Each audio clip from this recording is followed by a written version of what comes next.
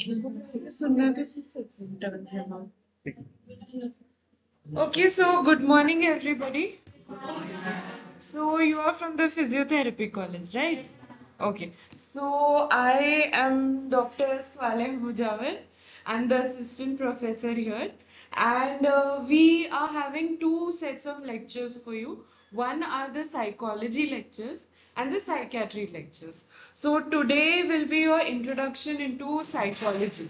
So today we'll be learning about the definition, understanding nature, its fields and its subfields. So this is just a overview about what psychology is, how psychology is. So understanding psychology in healthcare is very important. So whenever you want to understand psychology, it's like दिल में आता हो समझ में नहीं. जब भी किसी को समझने की हम कोशिश करते हैं ऐसे ही होता है. दिल और दिमाग का कनेक्शन समझ में नहीं आता है और सब पेशेंट्स फिर हमको सेम ही लगने लगते हैं. So that is why आज हम पढ़ेंगे some definition about what psychology is, importance of psychology, history, some schools of psychology, perspectives, branches, methods, some MCQs. आप लोगों को एग्जाम में MCQs भी आते हैं तो एक आपको आइडिया आ जाएगा कि एग्जाम में क्या पूछ सकते हैं तो वो भी ध्यान देना. It will be helpful for you also. और एग्जाम के पहले आके पूछना कि मैम क्या क्या क्वेश्चंस हैं, इससे अच्छा अभी ध्यान दे दो और सीख लो. And after that will have question and answers. So if you guys have any doubts, जो भी हम पढ़ रहे हैं आपको कोई भी डाउट है तो बाद में हम क्वेश्चन आंसर्स में वो ले सकते हैं. So the definition of psychology और what is psychology. So psychology comes from the Greek word psyche and logos. ये दो शब्दों से बना है. तो साइकी का मतलब पहले जमाने में it use to mean soul, but आजकल it is more in the context of mind. So anyway soul या माइंड का स्टडी कोई साइकोलॉजी बोलते हैं. तो if you want to have like the book definition, it is the scientific study of mind and the way people behave. So this is the definition and these are the words from which psychology was actually taken. And there is a lot of confusion. Confusion between psychology and philosophy, confusion between a psychologist and a psychiatrist. So ये confusion थोड़ा दूर करता है. Philosophy जो है, it deals more with ideas, more with what is going on in the society. So basically, maybe religion, how people should live their life. This is more philosophy. Psychology is understanding individual. So अगर एक individual level पे देखें तो वो psychology है. And overall अगर society को study करना है या बड़े level पे सब group of individuals को study करना है तो that is philosophy. पुराने जमाने में philosophy और psychology का काफी overlap होता था. But now psychology has emerged as a different science and it is very very different from philosophy. Psychology psychiatry में क्या difference है? Psychologists are the ones who are talking. तो जो therapies होती है, जो counseling होती है, that is done by a psychologist. A psychiatrist is basically a doctor. तो MBBS के बाद psychiatry करते हैं and they can prescribe medications. So psychiatric illnesses बहुत सारी होती है. कुछ जो काउंसलिंग से ठीक होती है और कुछ जो मेडिसिन से ठीक होती है, कुछ जो कॉम्बिनेशन ऑफ काउंसलिंग और मेडिसिन से ठीक होती है. तो डिपेंडिंग अपॉन द इलनेस या तो साइकोलॉजिस्ट देखता है या साइकेट्रिस्ट देखता है. But you should know the difference कि दोनों में क्या अलग होता है. ऑल्सो एज साइकोलॉजिस्ट या साइकेट्रिस्ट हम किसी का माइंड नहीं रीड कर सकते, तो हम टेलीपैथिक नहीं है. और दूसरा याद रखना है कि साइकेट्री के जो पेशेंट्स होते हैं, सारे पेशेंट्स एंग्री नहीं होते हैं या वायलेंट नहीं होते हैं। साइकेट्री के पेशेंट्स देख के सब लोग डर जाते हैं कि हम तो इनसे बात ही नहीं करेंगे। इमरजेंसी में भी आते हैं तो सब लोग एकदम डर जाते हैं कि साइकेट्री का पेपर है या नहीं, ये पेशेंट हमें मारने वाला है। ऐसा नहीं है। Most of our patients, 90% of our patients are actually depressed और एंशियस। सिर्फ 10% होते हैं जो थोड़े एजिटेटेड होते हैं, स्पेशली अगर वो मेडिसिन पे नहीं है। Once you start medicine they also calm down. So try to break that myths from your mind. And psychology is important not just in hospitals or in treating illnesses. आप लोगों के day to day life में भी वो important है. It improves your communication skills. It helps in building self confidence. Maybe your relationships with other people are also much better once you start understanding their psychology and probably your own psychology. It also helps with your career. So irrespective of your career, आपका career engineering का हो, law का हो, physiotherapy का हो, if you understand psychology, it will definitely help you with your career also. So that is why ये lecture series और ये lectures काफी important है आपके लिए. So a little bit of history. कुछ scientists हैं जो बहुत important हैं.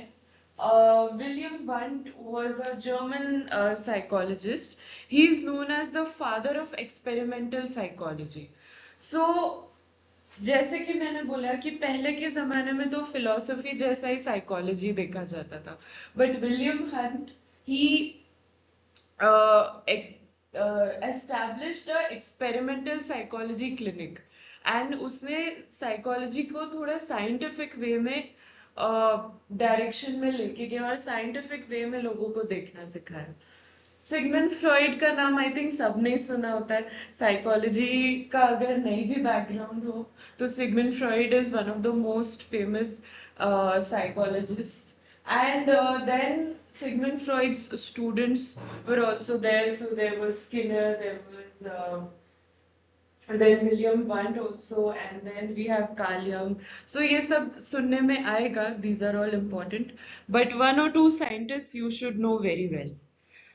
Now let's delve actually into psychology. So psychology के बहुत सारे layers हैं, बहुत सारे types हैं. So what are the different schools of psychology? So psychoanalysis was the most oldest of the psychology. सबसे पुराना वो था जिसमें हम unconscious mind में क्या चल रहा है वो देखने की कोशिश करते थे. फिर आ गया ह्यूमनिस्टिक साइकोलॉजी. तो ह्यूमनिस्टिक साइकोलॉजी में they said that individual free will pay ज्यादा फोकस करो. सबकॉन्शियस में क्या चल रहा है it's not important. What the individual wants is important. So that is why it was called humanistic psychology. Then we have cognitive psychology. आगे मैं बताऊंगी वो क्या है. Behaviorism, Gestalt psychology will be dealing with subsequent slides. So psychoanalytic psychology I told you सबसे पुराना वाला है. तो आपने बहुत सारे मूवीज वगैरह में भी देखा होगा कि सोफे पे वो लेटे रहते हैं और साइकोलॉजिस्ट से बात करते हैं. तो दैट वाज द पुराना वाला साइकोलॉजी. सो इन साइकोएनालिटिक साइकोलॉजी वैसे ही होता है. पेशेंट या तो लेटा होता है या कंफर्टेबली बैठा होता है. पेशेंट टॉक्स और सिर्फ बातें कर करके ही पेशेंट का सबकॉन्शियस माइंड में क्या चल रहा है वो हम देखने की कोशिश करते थे. साइकोएनालिटिक साइकोलॉजी में बचपन पे बहुत ध्यान दिया जाता था कि आपके बचपन में क्या हुआ था. The childhood traumas will determine your adult problems also. सो इसीलिए उसमें ज्यादा पूछते थे कि हाँ आपके बचपन में पेरेंटिंग कैसी थी, बचपन में क्या क्या ट्रॉमाज हुआ था. तो that was then linked to the adult things. But ये हमेशा जरूरी नहीं होता है कि ऐसा हो. So that is why other schools of psychology आए. Then came cognitive psychology. तो सबसे पहले cognition क्या होता है ये समझना जरूरी है. Cognition या cognitive processes जो है that is how your brain processes the environment. समझो आप ये प्रोजेक्टर को देख रही हो, ठीक है. तो प्रोजेक्टर को जब भी देखते हो तो सबसे पहले आता है attention. So you're paying attention to the projector. So that is your mind actually paying attention. Then comes language. तो लैंग्वेज आप सीखते हो, लैंग्वेज आप समझते हो, it is also cognitive process. Learning, memory, perception, thought, तो ये सब अलग अलग कॉग्निटिव प्रोसेसेस हैं. एंड साइकोलॉजी में ईच एंड एवरी प्रोसेस को स्टडी किया जाता है. तो जैसे पेशेंट का अटेंशन कैसा है, पेशेंट का मेमोरी कैसा है, मेमोरी के अलग अलग टेस्ट आते हैं. तो ये ईच एंड एवरी प्रोसेस को अलग अलग स्टडी करते हैं और फिर उसको एज अ होल देखते हैं कि कैसे उसको साइकोलॉजिकल प्रॉब्लम्स आ रही है. तो this is cognitive psychology. Humanistic psychology में we are studying just the person और द ह्यूमन बीइंग, इसीलिए इसको ह्यूमनिस्टिक बोलते हैं. ठीक है. तो it looks at the behaviour not only through the eyes of the observer but through the person. पहले ऐसा होता था कि साइकोलॉजिस्ट बताता था कि क्या इसके सबकॉन्शियस माइंड में चल रहा है या ये क्या सोच रहा है. ह्यूमनिस्टिक साइकोलॉजी में हम पेशेंट को ही पूछते हैं कि आप बताइए आपको क्या क्या स्ट्रेसेस है, क्या क्या प्रॉब्लम्स है. हम फिर उन प्रॉब्लम्स पे फोकस करें. Study the meaning, understanding experiences, patient के क्या क्या होता है. Study how people are influenced by their self perception, उनके पर्सनल मीनिंग्स क्या क्या होते हैं. तो इसीलिए वो पर्सन पे ही हम फोकस कर रहे हैं, पर्सन के चाइल्डहुड पे या पर्सन के सबकॉन्शियस से ज्यादा उसके नाउ एंड करंट प्रॉब्लम्स पे हम ज्यादा फोकस करते हैं. तो this is called as humanistic psychology. Then comes behaviourism और बिहेवियरल साइकोलॉजी. तो इसमें रिवॉर्ड्स और पनिशमेंट्स बहुत इंपॉर्टेंट है. तो व्हाट बिहेवियरिज्म सेज कि अगर आप किसी चीज को रिवॉर्ड करेंगे तो वो बिहेवियर बढ़ जाएगा और किसी चीज को पनिश करोगे तो बिहेवियर कम हो जाएगा. ठीक है. तो जैसे एक छोटा सा बच्चा है, बच्चे ने बहुत ज्यादा कचरा कर दिया है घर में, तो the mother will scold him. और मदर स्कोल्ड करेगी, पनिश करेगी बच्चे को, तो बच्चा फिर समझेगा कि हाँ घर में कचरा नहीं करना है और घर को साफ रखना है, अच्छा रखना है. तो उससे पेशेंट का या बच्चे का बिहेवियर चेंज हो रहा है. ठीक है. मम्मी ये भी कर सकती है कि वो घर को साफ कर रहा है, नीट कर रहा है, उसके लिए उसको एक चॉकलेट दे दिया या एक जैसे इसमें एक मेडल जैसे उसको दे रहे हैं. तो हम रिवॉर्ड करके भी बिहेवियर चेंज कर सकते हैं, पनिश करके भी कर सकते हैं. तो रिवॉर्ड्स और पनिशमेंट यूज करके जब हम पेशेंट्स का या क्लाइंट्स का बिहेवियर चेंज कर रहे हैं तो उसको हम बिहेवियरल साइकोलॉजी बोलते हैं. लर्निंग थ्रू एसोसिएशन, तो ये भी एक एक्सपेरिमेंट ही हुआ था डॉग्स पे. तो उन्होंने देखा था कि जब भी एक बॉल दिखाओ पेशेंट डॉग को और फिर उसको खाना दो, तो फिर पेशेंट बॉल को भी खाने के साथ एसोसिएट करने लगता है. तो इसीलिए association is also important. And this all these experiments help us come to aversion therapy. तो एवर्जन थेरेपी क्या होता है कि समझो कोई पेशेंट एडिक्शन कर रहा है, बहुत ज्यादा दारू पी रहा है या बहुत ज्यादा बाकी ड्रग्स कर रहा है, तो उसके साथ हम एक पनिशमेंट को या एक अवर्जन को, अवर्जन यानी पनिशमेंट ही होते हैं बेसिकली, तो एक पनिशमेंट अगर हम उसके साथ लिंक कर दे तो पेशेंट का वो बिहेवियर कम होता है, एडिक्शन कम होता है. डिटेल्स में हम जाएंगे, एडिक्शन वाले भी लेक्चर्स हैं आपके, बट जस्ट ये याद रखना है रिवॉर्ड पनिशमेंट यूज करके एवर्जन थेरेपी हम यूज करते हैं in behavioural psychology. Then last type is gestalt psychology.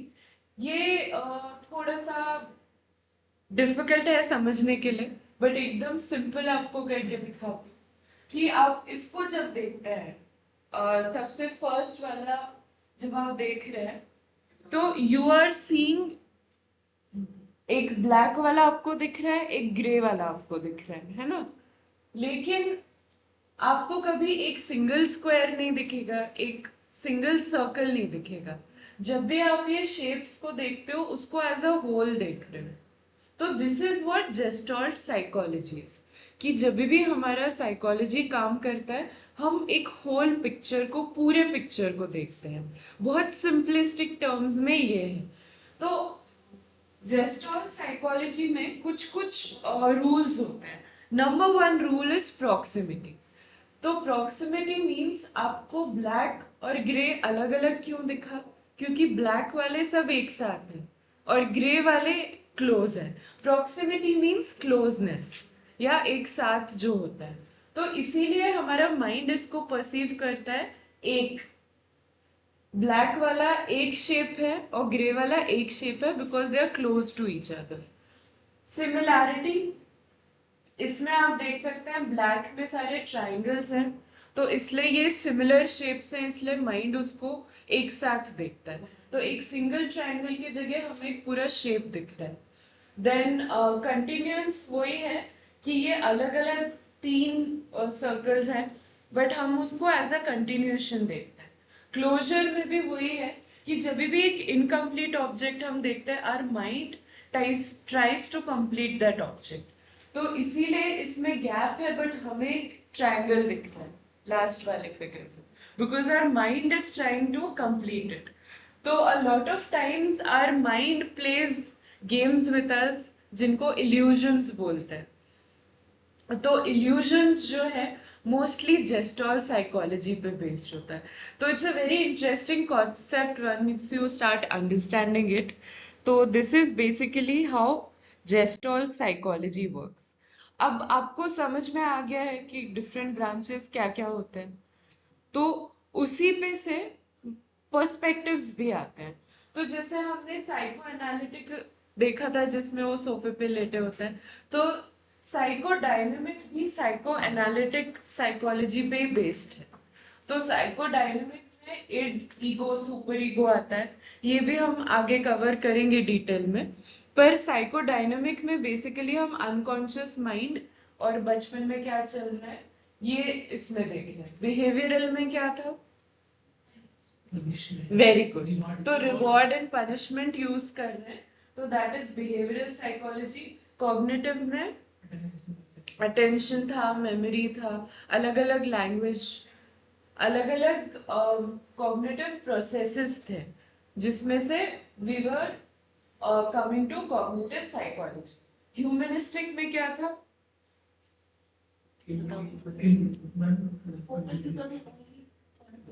हाँ, इंडिविजुअल पर्सन पे उसके करंट प्रॉब्लम्स क्या है और क्या हम करंट उसकी हेल्प कर सकते हैं, दैट इज ह्यूमनिस्टिक। ठीक है। एवोल्यूशनरी जो है उसमें जैसे आप देख सकते हैं दिस में in this we go into the evolutionary perspective कि हम इवॉल्व हुए हैं और हमारा जो भी बिहेवियर होता है वो एवोल्यूशनरी होता है। जैसे अगर कोई गुस्सा कर रहा है तो हो सकता है कि हाँ पुराने जमाने में हम एक दूसरे से झगड़ना पड़ सकता था, compete करना पड़ता था for different resources, that's why हमको गुस्सा आता है। या पेशेंट को एंजाइटी होता है, बैठे बैठे बहुत सारे पेशेंट्स बोलते हैं कि बैठे बैठे हमें घबराहट होने लगती है। तो एवोल्यूशनरी साइकोलॉजी सेज कि ये एवोल्यूशन का पार्ट था कि पुराने जमाने में टाइगर्स आते थे जिनको देख के हमें डर घबराहट लगती थी और हम फिर भाग जाते थे। This helps us survive. तो ये जो डर घबराहट हो रहा है ये एवोल्यूशन का ही पार्ट है और ये खत्म हो जाना चाहिए था पर कुछ लोगों में नहीं हो पा रहा है, इसलिए psychological problem. And cross cultural means कि साइकोलॉजी जो है अलग कल्चर्स में अलग अलग होती है। जैसे एक Indian way of dealing with psychology में बहुत ज़्यादा हम ट्रेडिशनल मेडिसिन पे जाते हैं, we use a lot of yoga, breathing techniques. ये सेम वाला हम बाकी जगह नहीं कर सकते क्योंकि मे बी उनके कल्चरल पर्सपेक्टिव में अलग वे से स्ट्रेस को डील किया जाता है या देखा जाता है। तो in psychiatry, in psychology, culture is very very important. So that is why cross-cultural perspective is also very important.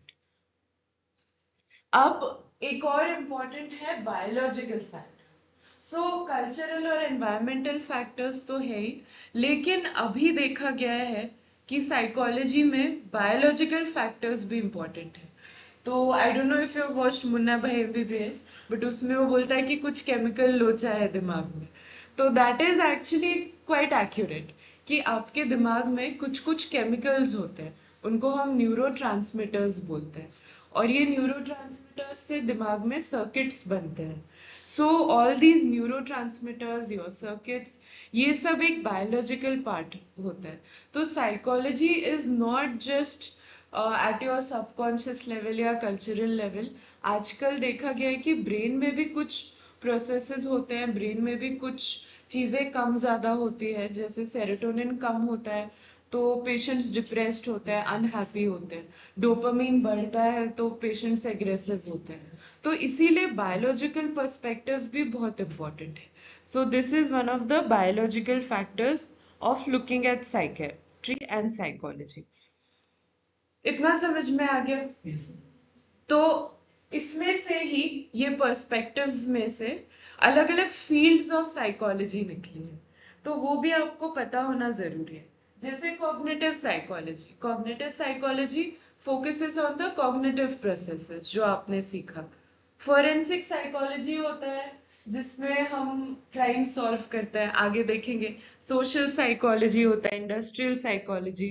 So there are different branches of psychology, because it is so wide. अब उसको हम अलग अलग branches में या सब specialisations में लेके जा चुके हैं। तो बायोलॉजिकल साइकोलॉजी क्या हुआ, जिसमें अगेन हम न्यूरो स्टडी कर रहे हैं, ब्रेन के लेवल पे क्या हो रहा है वो स्टडी कर रहे हैं। Educational psychology, very very important, क्योंकि आजकल हर स्कूल में, हर कॉलेज में एक साइकोलॉजिस्ट होता है। तो it is not just to deal with psychological problems, कि बच्चे आगे कैसे पढ़ सकते हैं, करिकुलम में हम ऐसी चीजें ला सकते हैं जिससे उनको पढ़ाई इजी हो, या वो माइंड डेवलप उनका ज्यादा अच्छा हो। तो this is educational psychology. Industrial psychology भी है, जिसमें इंडस्ट्रीज और बिजनेसेस जो हैं उनको कैसे बढ़ाया जा सकता है। इंडस्ट्रीज होती हैं जिसमें थाउजेंड्स एम्प्लॉयज होते हैं, तो सारे एम्प्लॉयज का साइकोलॉजिकल वर्कअप कैसे अच्छा रखना है, एफिशिएंसी कैसे बढ़ाना है, आउटपुट कैसे बढ़ाना है। तो this is industrial psychology. Social psychology थोड़ा बहुत फिलोसफी के टुवर्ड्स जाता है, कि सोसाइटी में कैसे रहना चाहिए, और सोसाइटी से कैसे साइकोलॉजिकल प्रॉब्लम्स आती हैं, एंड सोसाइटी कैसे डील करती है। तो this is at the social level. Developmental psychology is बचपन में कैसे हमारा साइकी डेवलप होता है। तो बचपन में बच्चों का क्या क्या थिंकिंग होता है, फिर वो जैसे जैसे बड़े होते हैं वो थिंकिंग कैसे चेंज होता है। तो developmental psychology again is very important. Clinical psychology बहुत छोटा ब्रांच है, पर ये है जो हम यहाँ देखते हैं। तो जो क्लिनिक्स में या हॉस्पिटल्स में देखते हैं, that is clinical psychology. Personality को भी आजकल काफी अटेंशन मिल रहा है, तो पर्सनालिटी को स्टडी करके पर्सनालिटी पे जस्ट फोकस करने वाली ब्रांचेस भी होती है। ठीक है? तो this is just a gist. Again, अगर आपको याद रखना है तो you can learn it as a theoretical branch and applied branch. तो थियोरेटिकल में आती है जनरल, एबनॉर्मल, डेवलपमेंटल, सोशल, और अप्लाइड यानी बेसिकली आप इसमें कुछ कर रहे हैं, तो इसमें आता है clinical, educational, organisational. And pillars of psychology भी मोर और लेस वही है, biological, cognitive, developmental, we have social, mental and then physical health. तो वही जो देखा था, कॉन्सेप्ट वही है, बस इसके पिलर्स अलग अलग हैं, और ये 5 पिलर्स पे बेसिकली साइकोलॉजी चलता है। अब methods of psychology, methods means कि आपने अब समझ तो लिया कि क्या क्या ब्रांचेस है, क्या क्या पर्सपेक्टिव्स हैं, आप स्टडी कैसे कर सकते हैं साइकोलॉजी को, या सामने वाले को कैसे समझ सकते हैं। तो सबसे पहले आता है ऑब्जर्वेशन। ऑब्जर्वेशन में आपको कुछ नहीं करना, you are just sitting and observing. तो ऑब्जर्वेशन में एक आता है इंट्रोस्पेक्शन। तो इंट्रोस्पेक्शन वर्ड पता है क्या होता है? आजकल ये काफी चल रहा है वैसे इंट्रोस्पेक्शन, कि अपने अंदर झांक के देखना। बेसिकली। तो उसमें बोलते हैं कि आप शांति से बैठिए, sit with your own thoughts, अपने आप को समझिए। फॉर एग्जाम्पल अगर दिन भर आप कॉलेज करके या काम करके आ रहे हैं, तो 10 मिनट बैठना है कि दिन भर क्या क्या हुआ था, हाउ डिड आई रिस्पॉन्स, ऐसा कोई इवेंट हुआ था जिससे मुझे खुशी मिली थी, गुस्सा आया था। तो बेसिकली खुद का एनालिसिस खुद ही करना है। तो दैट इज इंट्रोस्पेक्शन। अगर कोई और आपका एनालिसिस कर रहा है, साइकोलॉजिस्ट बैठ के आपको पूछ रहा है कि हाँ जब एग्जाम्स आता है तो आपको कैसा लगता है, या जब कोई टीचर डांटता है तो आपको कैसा लगता है, तो दैट इज एक्सट्रोस्पेक्शन, कि एक्सटर्नली कोई देख रहा है, इंटरनली आप देख रहे हो। एक्सपेरिमेंटल में हम कुछ कुछ एक्सपेरिमेंट्स करते हैं, जैसे पेशेंट्स को कुछ गेम्स देते हैं कि ये गेम्स खेलो, या कोई मैथमेटिकल चैलेंजेस देते हैं, और फिर देखते हैं कि अलग अलग पर्सन्स कैसे डील करते हैं अलग अलग सिचुएशन से या अलग अलग games. This is observation. Exposition में हम एक्चुअली एक्टिवली कुछ कर रहे हैं। तो जैसे बहुत सिंपल एग्जांपल है केस हिस्ट्रीज। पेशेंट को आप बैठ के पूछ रहे हो कि हाँ आपको फीवर आया था, तो फीवर आने के बाद आपको कैसा लगा था, या आपकी नींद कैसे डिस्टर्ब हुई थी।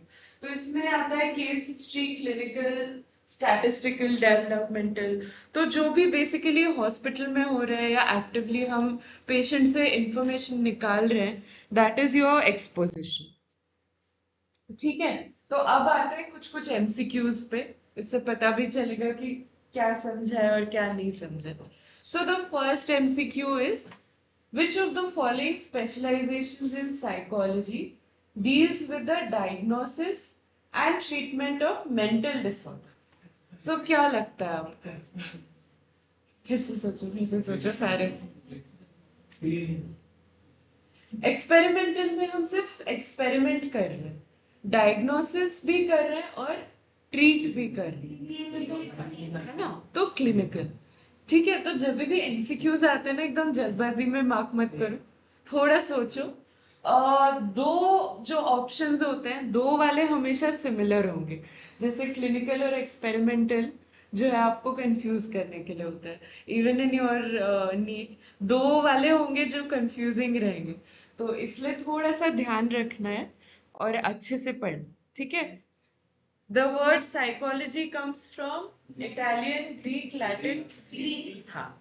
तो ये भी सब एक जैसा ही लगता है हमें, इटालियन, ग्रीक और ये सब, बट याद रखो मोस्टली लैटिन और ग्रीक से डिराइव होते हैं जो भी मेडिकल टर्म्स होता है। तो psychology comes from a Greek word, psyche and logy. ठीक है। Psychology is the scientific study of dash and that.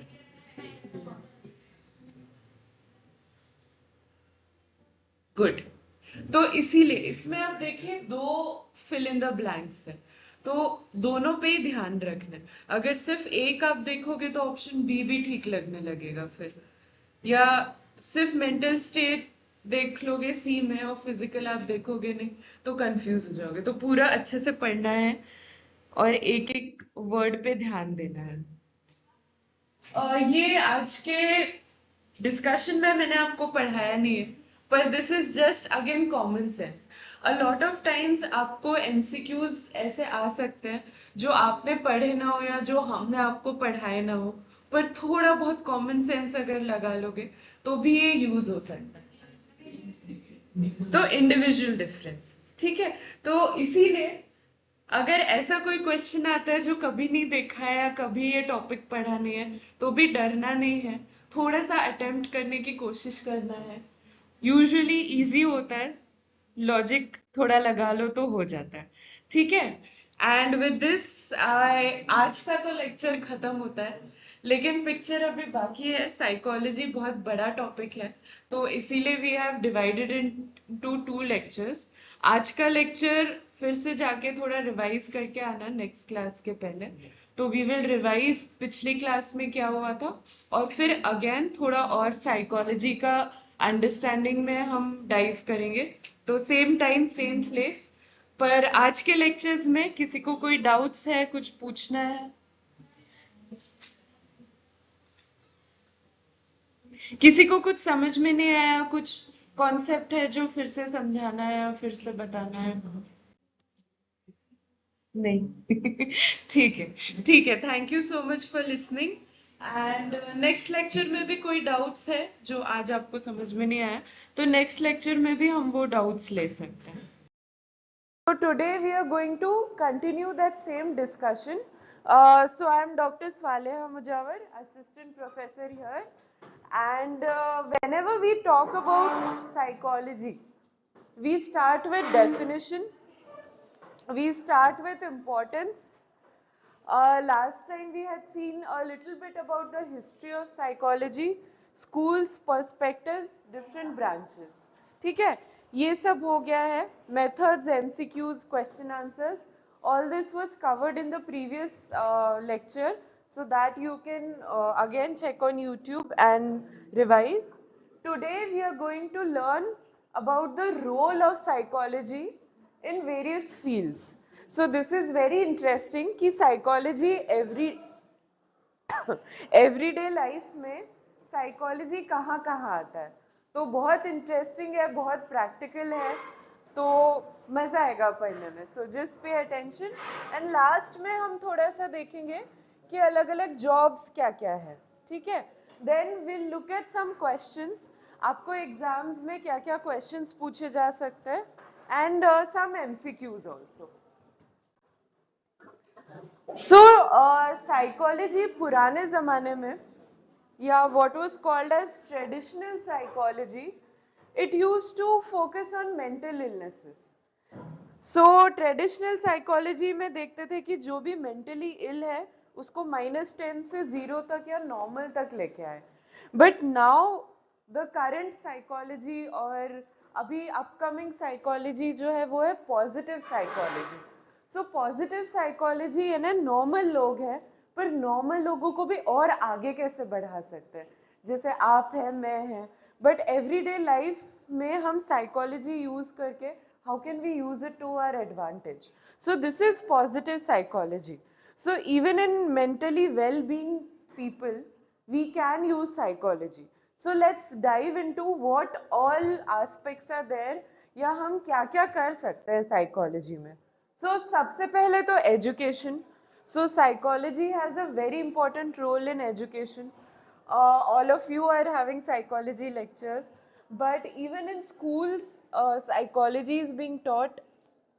Especially children are taught coping skills, and most of the schools, जो बड़े बड़े schools होते हैं जहाँ पे psychologists available है, most of the schools will have at least one psychologist, so that if any child has any issues, any problems, they can go to the psychologist, and then the psychologist can refer the child if they feel कि child को ज़रूरत है, तो फिर वो psychiatrist के पास भेजते हैं या कोई हॉस्पिटल में भेजते हैं. तो this is a very good thing that education में साइकोलॉजी बहुत ऊपर आ रहा है. तो एक तो टीचिंग में हम यूज कर सकते हैं कि कैरेक्टरिस्टिक्स ऑफ स्टूडेंट्स क्या क्या है, डिफरेंट स्टूडेंट्स को कैसे डिफरेंट मेथड्स ऑफ टीचिंग हम कर सकते हैं, क्या क्या सेटिंग्स में लर्निंग या टीचिंग कर सकते हैं. जैसे पहले आई एम श्योर आपके जो 10 साल पहले सीनियर्स होंगे उनको चौक बोर्ड पे पढ़ाया जाता था, अभी हम पीपीटी पे पढ़ा रहे हैं, प्रोजेक्टर पे पढ़ा रहे हैं. तो this method of learning was probably found to be better because इसमें एक ऑडियो विजुअल आ रहा है, इसमें हम फोटोज वगैरह डाल सकते हैं. तो the settings of learning, the characteristics of students, general teaching strategies कि किस वे में हम पढ़ाएं जिससे स्टूडेंट्स को सबसे ज्यादा फायदा हो या स्टूडेंट्स सबसे ज्यादा नॉलेज गेन कर सके. तो जनरल टीचिंग स्ट्रैटेजीज और ये सब हम यूज करते हैं. It is very different from actual psychology because उसमें अगेन हम इलनेसेस नहीं देख रहे हैं, प्रॉब्लम्स नहीं देख रहे हैं. स्टडीज को लेके भी how to motivate the students, how to study, how to help them learn, how to help them develop, तो ये सब आता है एजुकेशनल साइकोलॉजी में. एंड हमारा मेन एम होता है कि लाइफ लॉन्ग हम बच्चे को लर्निंग करना सिखाएं, या we teach them life long learning and good life goals in general. So we have to understand from an educational psychology point of view what are the individual differences, कि हर एक बच्चा same नहीं होता है, हर एक का लर्निंग कैपेसिटी सेम नहीं है, एटीट्यूड कैसे है लर्निंग का, और जो भी शॉर्टकमिंग्स हैं बच्चों के उनको हम सिखाएं, गाइडेंस एंड काउंसलिंग करें, अंडरस्टैंड द लर्निंग प्रॉब्लम्स। जैसे तारे जमी पर तो देखी होगी सबने, है ना, कि वो बच्चा बहुत ब्राइट था, उसमें बहुत कैपेबिलिटीज थी, बट टीचर्स उसको समझ नहीं पा रहे थे। तो अगर कोई अच्छा टीचर हो जिसको बच्चे की साइकोलॉजी समझे, तो वो हर एक बच्चे की जो भी कैपेसिटी है, जो भी टैलेंट है, उसको वो बाहर ला सकता है। तो ऐसा नहीं है कि सब पढ़ाई में अच्छा नहीं तो उसको फेल कर दो। That is not the aim. Aim is how we can develop the students. So this is what educational psychology is. So educational psychology सिर्फ टीचर्स और लर्नर्स के लिए भी नहीं है, टीचिंग मेथड्स भी हम उसमें देखते हैं, साइकोलॉजिकल टेस्टिंग भी करते हैं। Like a lot of schools have IQ test, तो वो आईक्यू टेस्ट करते हैं, अगर किसी का कम आता है आईक्यू तो देन उसको उस हिसाब से हेल्प दे सकते हैं। तो these are just screening test, वो स्क्रीन कर सकते हैं जो भी प्रॉब्लम आ रहे हैं, कोई साइकोलॉजिकल प्रॉब्लम आ रहे हैं बच्चों में, तो then again they can refer और they can treat on their own level. Personality problems भी बच्चों में आजकल काफ़ी देखा जा रहा है, specially with the usages of phone and a lot of screen time. तो ये सारी चीज़ें are part of educational psychology. धीरे धीरे बढ़ते जा रहा है, डेली डेली और चीज़ें ऐड हो रही है एजुकेशनल साइकोलॉजी में, तो it's a good thing. Now coming to health care. Health care यानी जो हॉस्पिटल्स में आप और मैं पेशेंट्स को देखने वाले हैं, ओपीडी में, वार्ड सेटिंग्स में, तो वहाँ पे साइकोलॉजी का क्या क्या रोल है, या साइकोलॉजिस्ट वहाँ पे क्या करता है। तो अगेन बहुत सारी चीजें हैं। Let's start with increasing self esteem and confidence.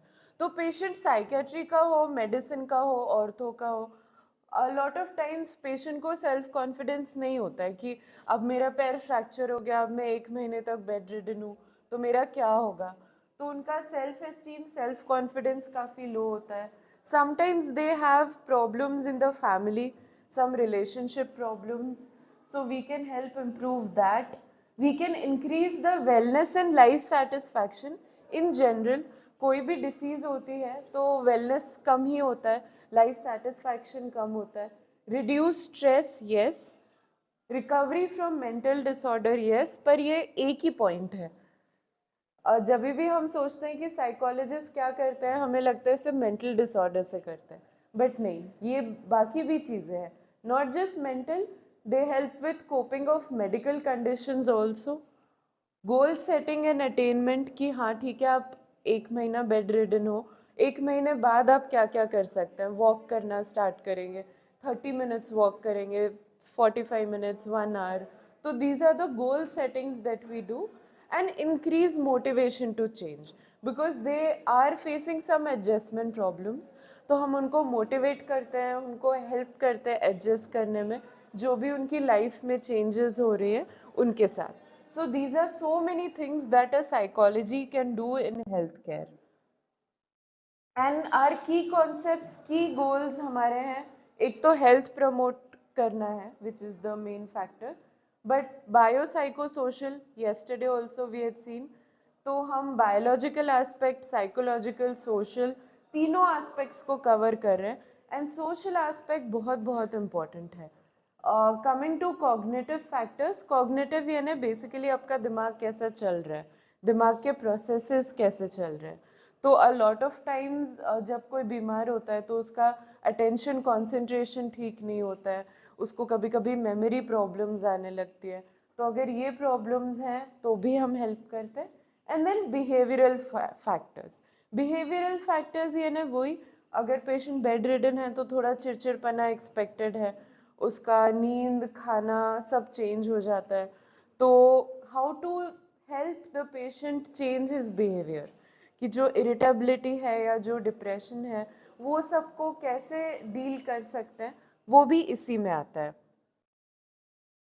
Then again the biopsychosocial, I know this is a repeat of yesterday's things, but just bear with me. In biological, we look at physical health, genetic vulnerability, the drug effects, जो भी medicines patient ले रहा है.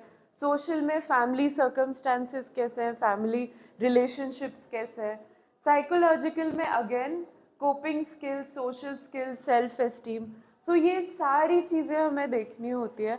Not just the physical health, not just the mental health. Whenever we are talking to the patient, we talk about all these things. हम ये सारी चीजें patient से पूछते हैं और जो भी पेशेंट की प्रॉब्लम्स हमें लगता है कि चलो फिजिकल प्रॉब्लम है, सोशल प्रॉब्लम है, फिर उन पे हम वर्क करते हैं और कुछ ना कुछ सोल्यूशन निकालने की कोशिश करते हैं. ठीक है. Next comes our business psychology. So this is also a very upcoming branch, very new branch. तो as you can see in the cartoon, दो एम्प्लॉइज हैं जो वाटर फाउंटेन के पास खड़े होके गॉसिप कर रहे हैं, बुराई कर रहे हैं, और एक है जो सो रहा है, काम नहीं कर रहा है. एंड ये बेचारा बॉस बैठ के सोच रहा है कि हो क्या रहा है कंपनी में. सो this is what business psychology is. कि आपके अगर एक कंपनी है, ऑफिस है, ऑर्गेनाइजेशन है, तो how can you make sure कि मैक्सिमम इफेक्टिवनेस है, कि कोई गॉसिप नहीं कर रहा है एक दूसरे के बारे में, या कोई प्रोडक्टिविटी कम नहीं हो रही है. तो business psychology starts with recruitment. First, there is usually a psychologist or person who has some psychology background जो देखता है कि बिजनेस के साथ इस नए एम्प्लॉय का साइकोलॉजी असाइन हो रहा है, नहीं हो रहा है. क्योंकि अगर उन्हें लगता है कि ये हमारे बिजनेस के साथ कोप नहीं कर पाएंगे, या इनकी जो थिंकिंग और साइकोलॉजी है हमारे बिजनेस और थिंकिंग के साथ नहीं अलाइन हो रही है, तो फिर उसे रिक्रूट करने का कोई फायदा नहीं. तो रिक्रूटमेंट में a lot of times psychological aspects are also seen. Training and development में भी. देन परफॉर्मेंस इवैल्यूएशन, कि एक साल हो गया तो एक साल में क्या क्या इनपुट्स थे, क्या क्या आउटपुट्स थे, वो इवैल्यूएट करता है.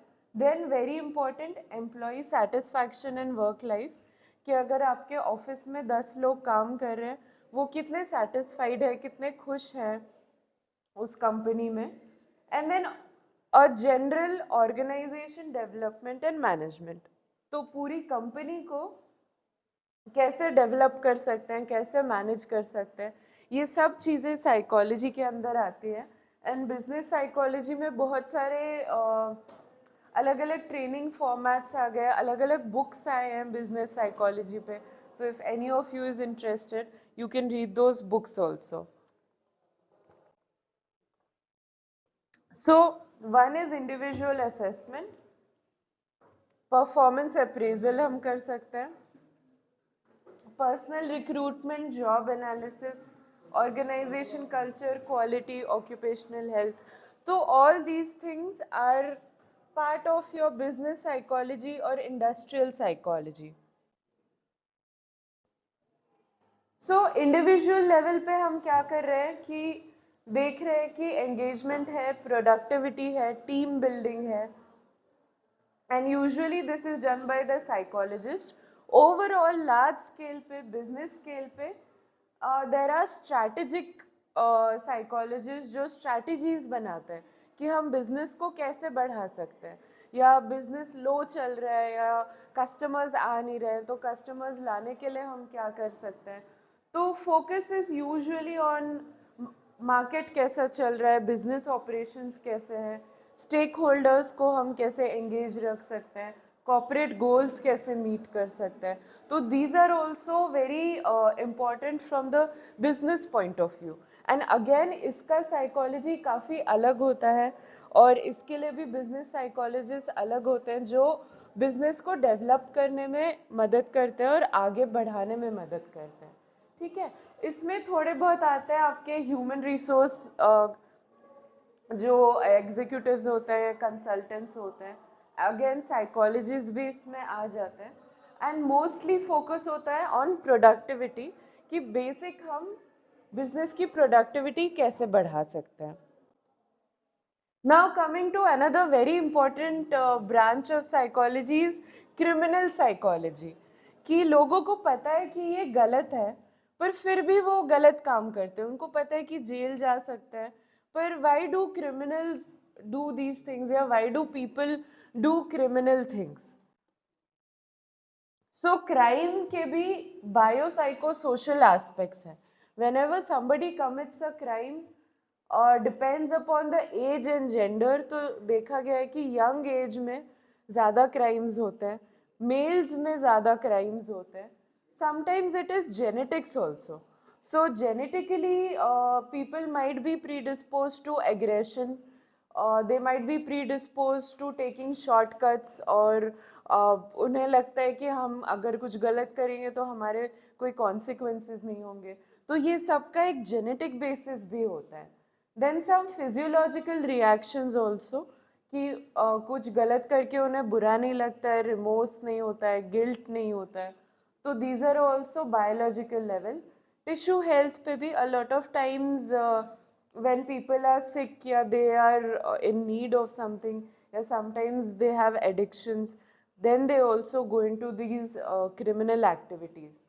साइकोलॉजिकल पॉइंट ऑफ व्यू से देखा जाए तो समटाइम्स मेंटल हेल्थ खराब होने की वजह से भी लोग क्राइम करते हैं. तो mental and emotional health also plays a role, beliefs and expectations also. Sociological, again interpersonal relationships, अगर रिलेशनशिप खराब हो, सोसाइटी से उसको शन कर दिया जाए, या सोसाइटी से उसको लगे कि मेरे साथ बहुत बुरा हुआ है, सोसाइटी ने मेरे साथ बुरा किया है तो मैं बदला लूंगा सोसाइटी से. So this can also happen. And socio economics also. Role of psychology in career counselling. So career counselling में भी हम क्या क्या कर सकते हैं? तो also at the end of the lecture MCQs होंगे, तो जो लोग वहाँ हंस रहे हैं और मस्ती कर रहे हैं, आप लोगों पे क्वेश्चंस आ रहे हैं, तो all the best to you. Now coming to the career counselling. Career counselling में सबसे पहले हम करते हैं goal setting. So goal setting में we determine the skills. A lot of, I don't know आप लोग में से कोई गया था या नहीं गया था, बट बहुत सारे लोग 12th स्टैंडर्ड के बाद, 10th स्टैंडर्ड के बाद करियर काउंसलर्स के पास जाते हैं. द पेरेंट्स वांट कि बच्चे का जो स्किल है, जो एप्टीट्यूड है, वो उस स्किल और एप्टीट्यूड वाले करियर में अगर जाए तो बेटर है, because career again is a life long commitment. तो अगर उसे लगे कि अब मैं ये करियर में आ गया, अब कुछ कर नहीं सकते, या अब मैंने ये कर लिया, अब आगे मैं क्या करूंगा, या इतने मेरे लाइफ वेस्ट हो गए हैं, तो इससे बेटर है कि अपने स्किल्स, एजुकेशन, ट्रेनिंग के हिसाब से अपने गोल सेट करें. तो that is why career counselling also has come up as a very lucrative branch. Specially बड़े बड़े सिटीज में तो करियर काउंसलर्स होते हैं. यूजुअली वो सेल्फ असेसमेंट करते हैं कि career evaluation, skill evaluation, personality evaluation also. कुछ कुछ स्पेसिफिक पर्सनालिटीज होती है स्पेसिफिक करियर्स के लिए, तो आप अपने पर्सनालिटी के हिसाब से करियर लेंगे तो अच्छा रहेगा.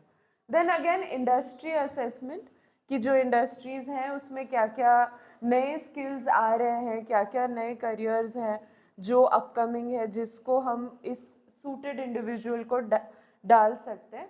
And then career matching, so we are matching the person with the industry. So this is what a career counselor basically does. So coming to the psychological aspects, सबसे पहले तो काउंसलिंग कर सकते हैं. अगर कोई बच्चा बोल रहा है कि हाँ मुझे कुछ करियर करना ही नहीं है या कुछ करना नहीं है, I am confused, I don't want to do anything, तो देन सबसे पहले हम काउंसलिंग के लिए भेजते हैं. If there is some abnormal behavior, we try to change it again through counseling or some activities or some psychotherapy, personality assessment, guidance, mentoring, coaching, and then comprehend others' emotions also. A lot of times parents pressurise करते हैं कि ये specific career लो, पर बच्चे को नहीं लेना होता है, तो ये सब भी करियर काउंसलिंग का पार्ट है, उसमें आता है. Coming to the next role of psychology in military science. तो मिलिट्री में भी काफी साइकोलॉजी का एस्पेक्ट्स है. आई नो ऐसे देख के लगता नहीं कि मिलिट्री में साइकोलॉजी क्या करेगा, पर बहुत सारी चीजें हैं. नेवी हो, army, air force, special forces, marine, all these things require a good psychological aspects also. So army में बहुत ज्यादा कोई भी एस्पेक्ट देखा जाए तो हाई लेवल्स ऑफ स्ट्रेस होते हैं, उन्हें जाके कॉम्बैट करना होता है, घर से वो दूर होते हैं, और कॉम्बैट लेवल्स ऐसा भी नहीं होता है कि काफी इजी काम है, और lot of times heavy machinery वो यूज कर रहे होते हैं। तो जो भी उनके हाइटेंड अलर्टनेस है, जो फिजिकल एक्सर्शन उन्हें करना होता है, लाइफ थ्रेटनिंग सिचुएशन से एक्सपोजर करना होता है, तो उसमें उनको कैसे साइकोलॉजिकली हम प्रिपेयर करें या साइकोलॉजिकली उनको रेडी करें to deal with all these situations.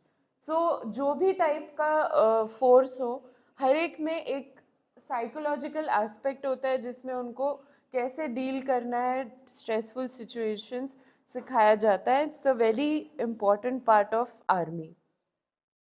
And सिर्फ साइकोलॉजिस्ट नहीं, बहुत अलग अलग टाइप्स के अभी टेक्निक्स आ गए जिससे हम इनको यूज कर सकते हैं या इनको हेल्प कर सकते हैं। जैसे AR VR आ गया, तो ऑगमेंटेड रियलिटी, विजुअल रियलिटी में उनको गेम्स जैसा ही देते हैं जहाँ पे उनको जाके लड़ना होता है, फाइट करना होता है। A lot of AI and robotics are also being used। तो वेरेबल टेक होता है, वेरेबल डिवाइसेस होता है, और उनको फिर अलग अलग सिनेरियोज देते हैं। तो उसमें अगर उनका ब्लड प्रेशर बढ़ रहा है, पल्स बढ़ रहा है, हम देख रहे हैं कि उनका स्ट्रेस लेवल बढ़ रहा है, तो स्ट्रेस को कैसे कम किया जाए, स्ट्रेस को कैसे कंट्रोल करके मैक्सिमम वो अलर्टनेस अचीव किया जाए, ये सब उसी का पार्ट होता है। So digital mental health interventions आए, they help in improve decision making also, strategy tactical कैसे करना चाहिए, क्या strategies बनाना चाहिए, उसमें भी help होता है। And basically resilience in general, कि difficult situations को कैसे handle करें, उससे बाहर कैसे निकले, ये सब भी psychology का ही part है। ठीक है।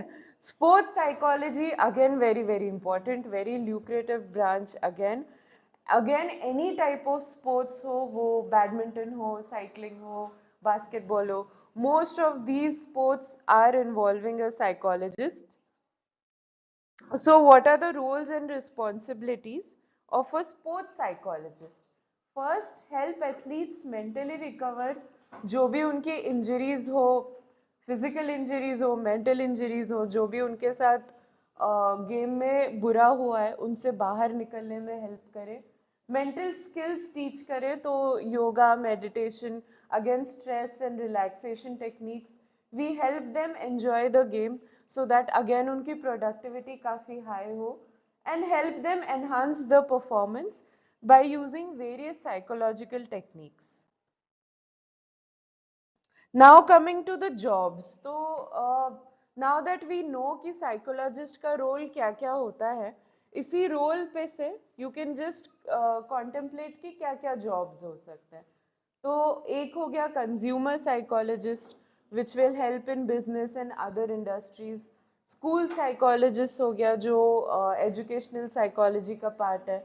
Criminal psychologist is also called as a forensic psychologist, so this is also quite helpful. Sports psychologist, a counselor in general. Sometimes art therapists are also there, so they use art to use therapy.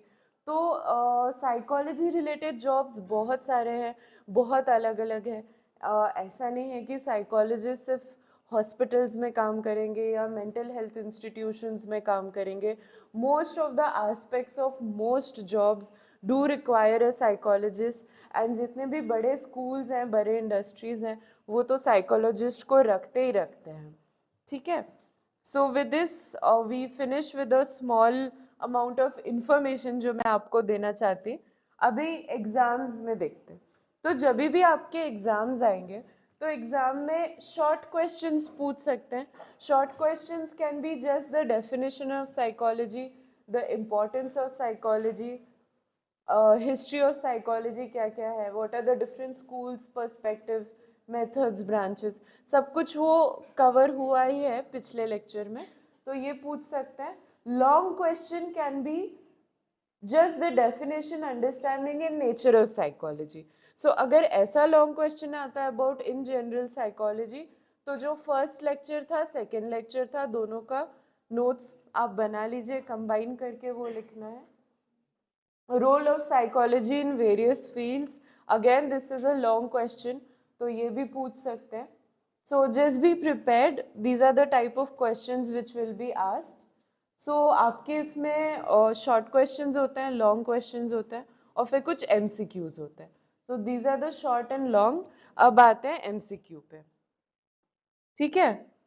तो yes, ये वाली रो 1 2 3 4, हो जाओ, खड़े हो जाओ। ठीक है, क्वेश्चन पढ़ो और आंसर बताओ। हम्म,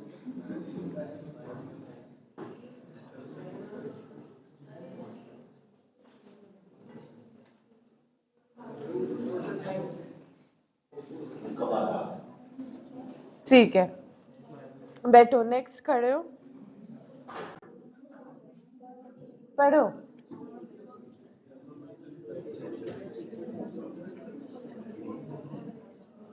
तुमने लेक्चर में नहीं भी अटेंशन पे किया, कॉमन सेंस यूज कर सकते हो।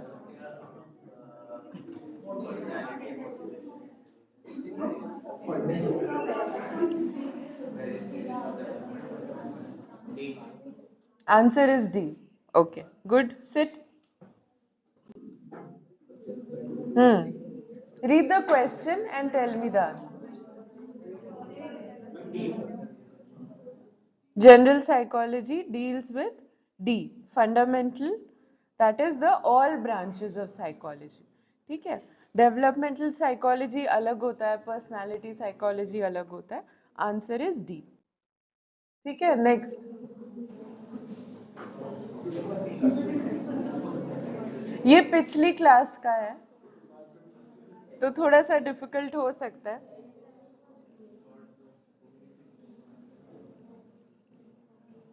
This was covered in the last lecture actually.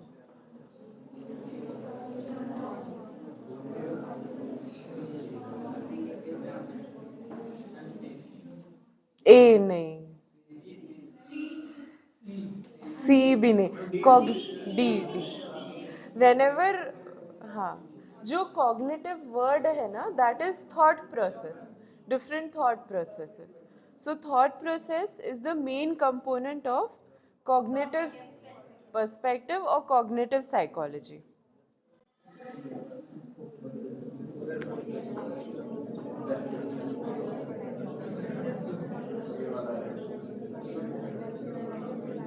ये भी common sense का ही है.